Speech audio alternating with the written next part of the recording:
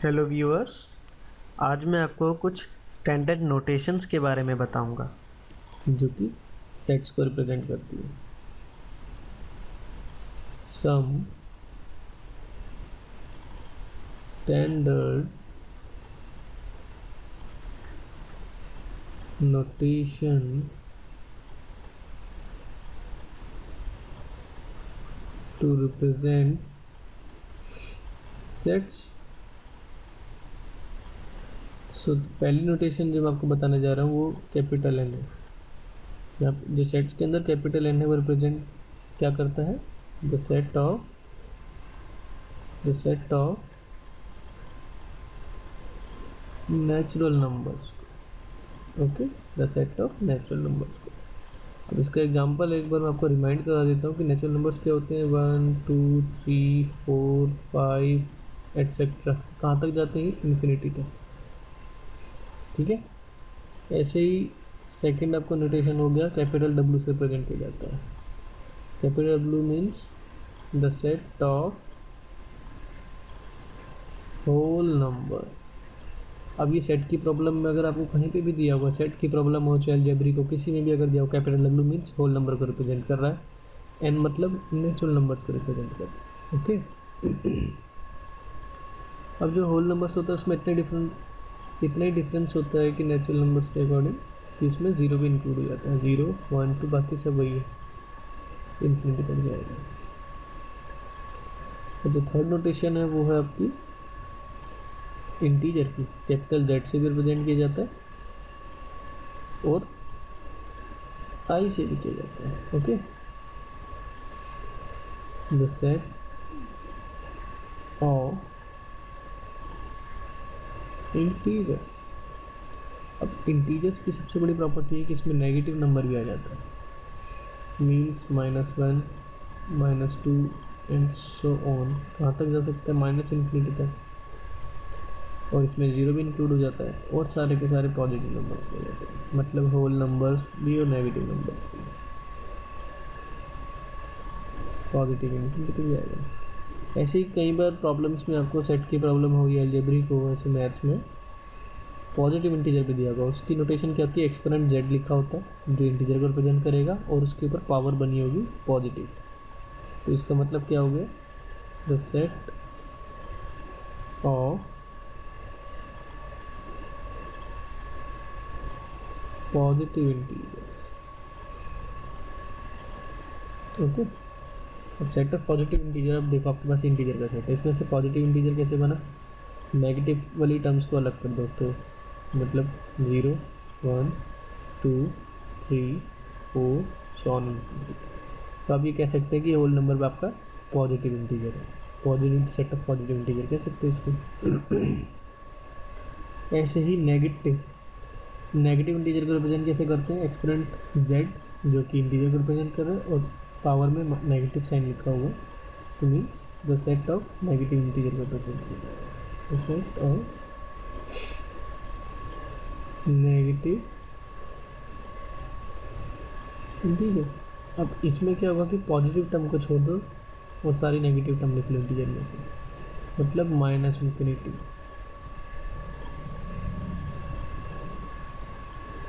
क्योंकि minus infinity का है। अब आती बारी रैशनल नंबर की। रैशनल नंबर प्रेजेंट करते हैं क्यू से। The set of capital Q से प्रेजेंट करते हैं, ठीक है, the set of rational number. ये मैं आपको प्रीवियस वीडियो में बता चुका हूँ कि रैशनल नंबर क्या होता है, इंटीजर क्या होता है। तो आपको कुछ एग्जांपल देता हूँ, जैसे कि 1/2 2/3 4/5 एक्सेट्रा। ओके, इस टाइप के होते हैं, इसका रैशनल नंबर हो गया। इसमें क्या होता है सबसे बड़ी प्रॉपर्टी रैशनल नंबर की, कि इसमें कोई भी न्यूमरेटर डिनोमिनेटर में से नहीं होता, डेसिमल की फॉर्म में नहीं होता, ठीक है ना। और इरेशनल में क्या होता है कि न्यूमरेटर और डिनोमिनेटर्स में कोई भी एक डेसिमल की फॉर्म में हो सकता है। अगर जब होगा ऐसी अगर प्रॉब्लम आती है तो इनमें से अगर न्यूमरेटर डिनोमिनेटर में से अगर कोई भी एक आपका अगर डेसिमल फॉर्म में है तो वो इरेशनल है, ठीक है। तो उसमें कंफ्यूज मत होना। और इरेशनल के लिए कोई एज सच कोई सिंबल नहीं होता, ठीक है ना, कोई नोटेशन नहीं दे रखी। और अब आई कैपिटल आर, तो कंफ्यूज मत होना कि आर मतलब लिखा है, कई लोग बच्चे समझ लेते हैं स्टूडेंट्स कि R means rational number, but नहीं, आर मतलब होता है the set of real number. तो आपके अंदर रियल नंबर कौन से आ गए? एक्चुअल में क्या है कि ये जो आपका सारा सिस्टम है ये सब रियल नंबर सिस्टम में आता है। रियल नंबर सिस्टम में मतलब कि रियल नंबर के अंदर ये सब आ जाएंगे, इंक्लूड हो जाएंगे, ठीक है। और लास्ट नोटेशन आपको ये बता रहा हूँ, सी रिप्रेजेंट करता है, कैपिटल C represent the set of complex number, ठीक है ना, कॉम्प्लेक्स नंबर। इसका एग्जांपल बता देता हूँ आपको, जैसे कि सेट ऑफ कॉम्प्लेक्स नंबर जैसे कि ए प्लस आई बी की फॉर्म में होगा। ए रिप्रेजेंट कर रहा है रियल टर्म को, रियल टर्म, और जो ये आई बी है ये जो टर्म है ये रिप्रेजेंट कर रही है कॉम्प्लेक्स टर्म, ओके। अब सिर्फ आई बी की फॉर्म में भी हो सकता है, नेगेटिव आई बी भी हो सकता है। अब सिर्फ ए नहीं आ सकता, क्यों? क्योंकि ए तो सिर्फ रियल टर्म हो गया, तो अगर जब ये ए रियल टर्म हो जाएगा तो natural, whole, integer, positive integer, negative integer, इनमें से कुछ भी हो सकता है, ठीक है ना। तो ए इसमें आएगा नहीं, सिर्फ कॉम्प्लेक्स की बात की है, तो ये जो कॉम्प्लेक्स टर्म है ये तो हमेशा प्रेजेंट ही रहेगी सेट ऑफ कॉम्प्लेक्स नंबर में, ठीक है ना, एक्सेट्रा, और जो भी टर्म्स है हो सकता है प्रॉब्लम के अकॉर्डिंग, ठीक है। चलो अब मैं आपको कुछ सिंबल्स के बारे में भी बता रहा हूँ जो कि स्टैंडर्ड नोटेशन के अलावा भी यूज़ होती हैं। तो क्या थोड़ा स्पेस क्रिएट कर लेते हैं। अब कुछ फ्रिक्वेंटली सिंबल के बारे में मैं आपको बता रहा हूँ। फ्रिक्वेंटली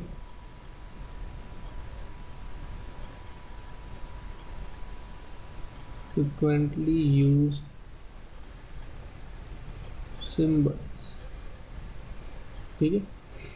तो सबसे पहला सिंबल है belongs to,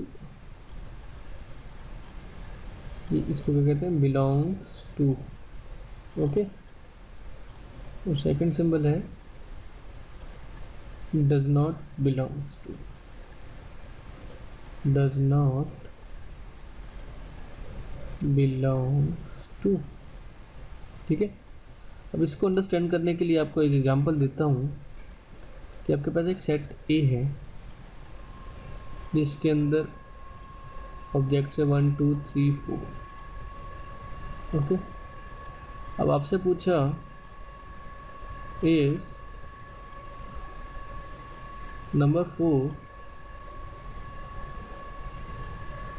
belongs to set A and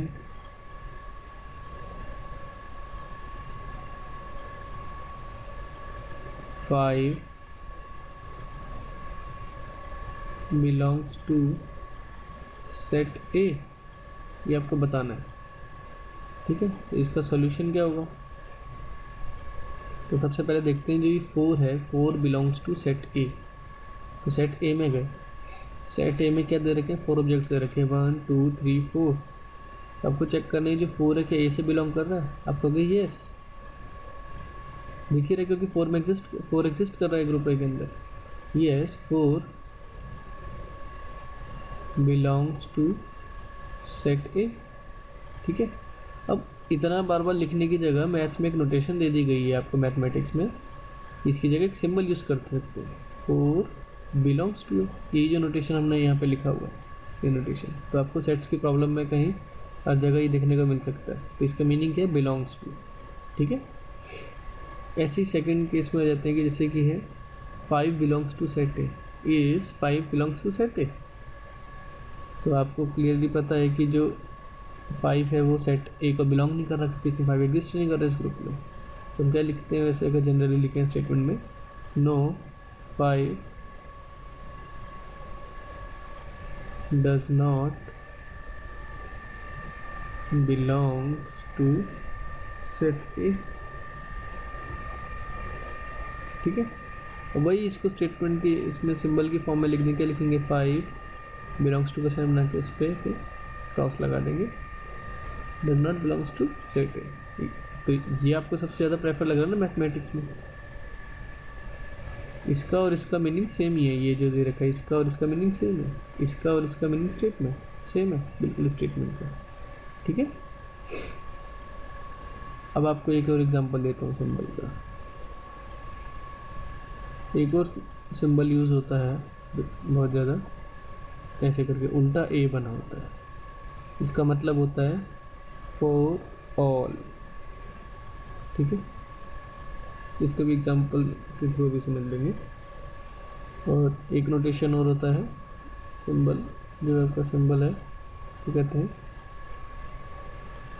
there exist, ठीक है। और अगर इस पर क्रॉस मार देंगे तो आ जाएगा there does not exist, okay.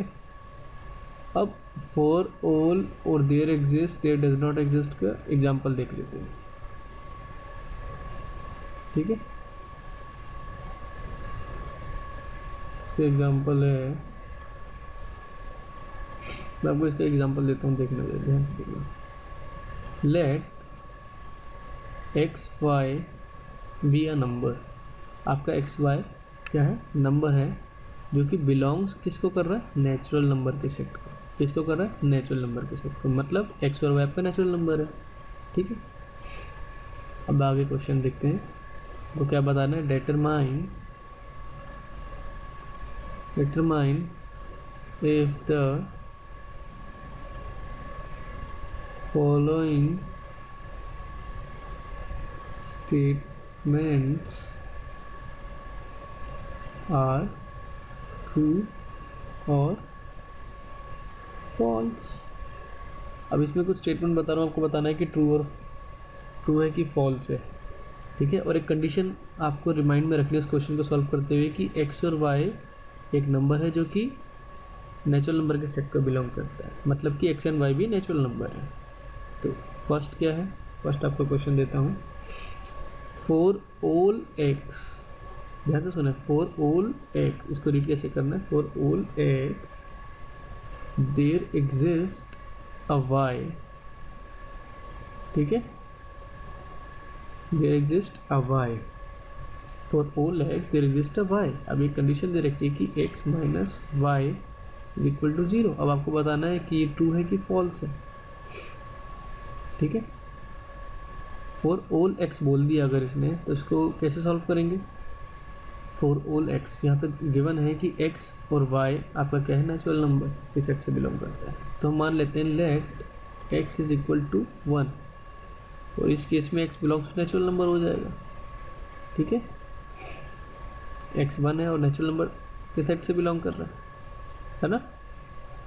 तो अब इन्होंने क्या बोला, अगर फॉर ऑल एक्स, मतलब कि अगर एक्स इक्वल टू 1 है तो जो आपका वाई है वो एग्जिस्ट करेगा, और जो वाई एग्जिस्ट करना चाहिए वो क्या होना चाहिए, नेचुरल नंबर के सेट से बिलोंग करना चाहिए, क्योंकि क्वेश्चन में गिवन है ये चीज़। और अगर ऐसा होता है कि एक्स नेचुरल नंबर और वाई भी नेचुरल नंबर अगर आपका आ जाता है तो ये स्टेटमेंट ट्रू हो जाएगी। इसको क्या कर देते हैं हम, फॉर एक्स इक्वल टू 1, इसमें x minus y equal to 0 में, तो क्या आ जाएगा,